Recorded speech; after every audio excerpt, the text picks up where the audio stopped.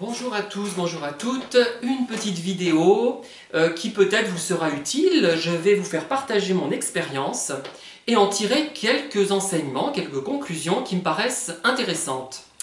Alors, il y a quelques temps, quelques semaines, on va dire, j'ai croisé sur Facebook un jeune homme pratiquement, on va dire, assez lourdement handicapé, mais de physionomie très séduisante.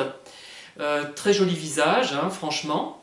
Bon, la question n'est pas là, je ne vais pas vous détailler mes goûts en matière de beauté physique, ce n'est pas cela qui va compter.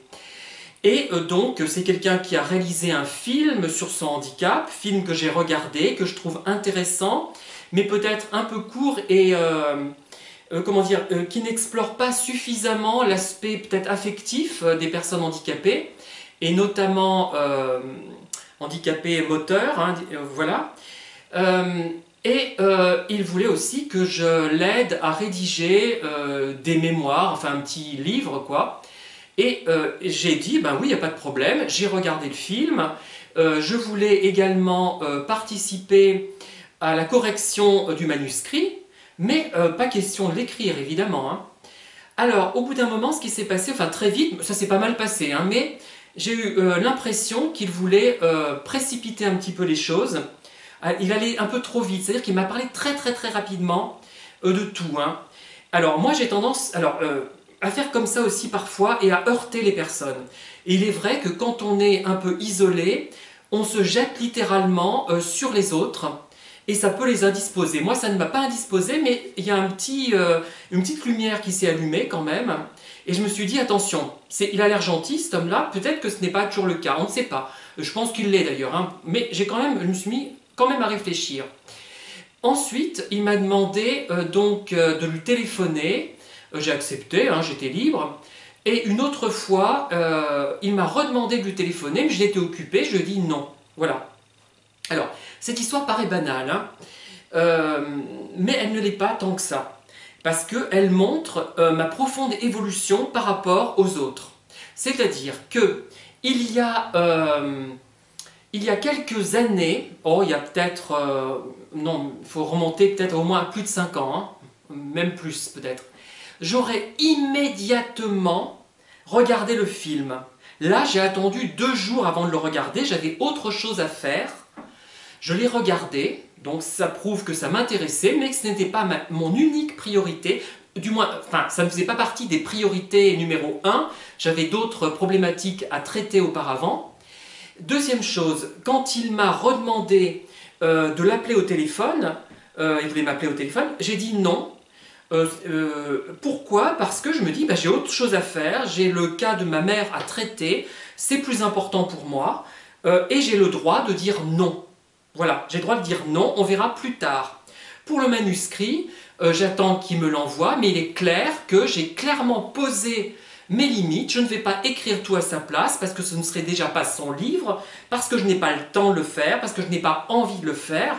Par contre, j'ai envie de l'aider à améliorer la syntaxe, à relever des coquilles, à essayer de l'aider à développer certaines parties, lui dire là, vous ne développez pas assez, là c'est trop long, d'après moi, mais c'est subjectif ce que je raconte, parce que c'est toujours subjectif, même si globalement le but c'est d'améliorer la copie de la personne. Voilà. Ce que j'ai envie de dire, c'est que moi, auparavant, personne handicapée, qui a l'air gentil, qui a un physique avenant en plus, je me serais littéralement jeté dessus, le pauvre petit, c'est dramatique, il est handicapé, donc je dois me sacrifier pour lui, faire tout passer avant lui. Et ben non, maintenant j'ai complètement changé, pas du tout. Il existe, mais il le prend place dans une hiérarchie de choses plus ou moins importantes. Il y a d'autres gens qui comptent plus pour moi que cette personne, pour l'instant. Après, j'ignore comment la relation va se développer. Mais d'ailleurs, je ne sais pas si c'est quelqu'un que je trouverais sympathique à long terme, à court terme, je ne sais pas comment ça va se passer. A priori, c'est quelqu'un de bien, mais je n'en sais rien pour l'instant.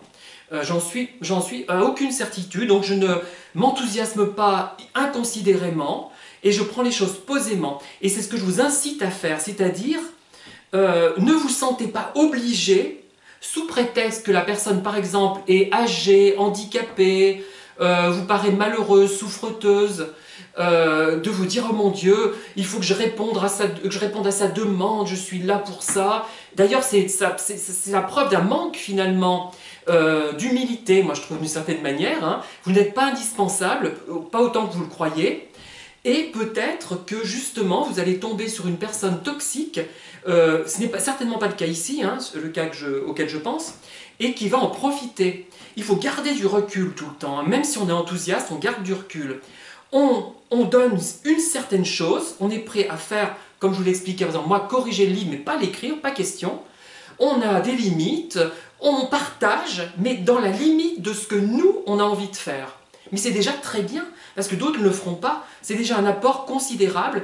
Et puis si vous le faites contraint et forcé, si vous faites quelque chose qui est contraint, une chose contrainte et obligatoire, vous ne le ferez pas bien de toute façon. Voilà, vous risquez en plus d'écrire le livre à sa place, et par exemple, dans le cas qui m'occupe, hein, ça ne répondra pas du tout à son besoin à lui ni au vôtre. Il faut à la fois, je dirais, penser à soi et aux autres. C'est-à-dire que, voyons, il y a quelqu'un qui me sollicite, là, qu'est-ce qu'il veut? Je suis plutôt du genre à m'intéresser aux autres, j'ai travaillé dans le social, donc j'ai envie de m'intéresser à ce qu'il fait. D'ailleurs, ça m'intéresse, son court-métrage m'a intéressé. Même si je ne le trouve pas éblouissant, je trouve qu'il a des qualités. Mais, tiens, moi j'ai envie de faire ça, j'ai la compétence pour corriger, mais je n'ai pas du tout envie de m'impliquer dans la rédaction d'un volume de 500 pages. Pas question, j'ai autre chose à faire. Voilà. Il faut penser, et en même temps, je pense à moi et à l'autre, parce que le fait d'aider cet autre va m'apporter quelque chose, ça lui apportera aussi à lui, certainement. Mais il faut qu'il y ait un équilibre, c'est-à-dire pas question de se jeter à corps perdu dans une relation. On reste, comment dire, prudent, et en plus, on ne va pas obéir systématiquement à quelqu'un sous prétexte qu'il veut vous appeler. Si vous avez le temps, bah, vous répondez oui, mais si vous n'avez pas le temps ou pas envie, bah, vous répondez non, parce que si vous répondez alors que vous n'êtes pas motivé, de toute façon, ça ne servira à rien, ni pour lui ni pour vous, ça se sentira dans la conversation, et vous aurez l'impression d'être aliéné en quelque sorte à cette personne. Moi, j'ai vraiment évolué à ce niveau-là, je suis content. Et voilà, voilà ce que je voulais vous dire. Et je vous signale aussi que j'ai supprimé ma vidéo par rapport à Aldi, mais j'ai laissé mon commentaire sur le site d'Aldi, j'aurais écrit hein, pour leur signaler le problème, parce que je me suis rendu compte que j'étais en train de déclencher des remarques qui allaient peut-être me brouiller avec des gens très intéressants, mais avec lesquels je n'étais pas en phase. Hein. Et aussi, il y a eu quelques personnes, enfin une, je dirais, malveillante, qui traite les autres de collabos, qui d'ailleurs est intervenue de façon homophobe sur une autre vidéo. Donc je n'ai pas envie de susciter cette animosité. Bon, après les pouces à l'envers, ça me fait rire, ça m'amuse, hein, plutôt qu'autre chose, mais voilà. Voilà, donc pourquoi je l'ai supprimé. Je suis plutôt dans la construction plutôt que dans la destruction. Mais là, il fallait quand même que j'en parle à Aldi, et je n'irai plus faire mes courses là-bas tant qu'ils ne m'auront pas expliqué leur attitude. Hein. C'est inadmissible. Il y a une loi, la loi est là pour protéger les plus pauvres, les plus démunis normalement. Hein. Elle a une raison d'être, moi je pense. Je crois dans les autorités, dans la gendarmerie, dans la police, même s'il y a des bavures parfois, j'y crois. J'ai rien à faire, j'y crois. Je suis comme ça et puis c'est tout. Hein. Et je crois que c'est le garant d'une bonne société, d'une société qui protège ceux qui sont en difficulté. C'est ça. Je vois ça comme ça, moi. Bon, après, j'ai des limites aussi. Hein. Je ne suis pas non plus complètement nigo. Hein. Voilà. Donc, merci de liker si cette vidéo vous intéresse. Merci de vous abonner aussi si vous en avez envie. Et en attendant, je vous dis à très bientôt pour de nouvelles vidéos.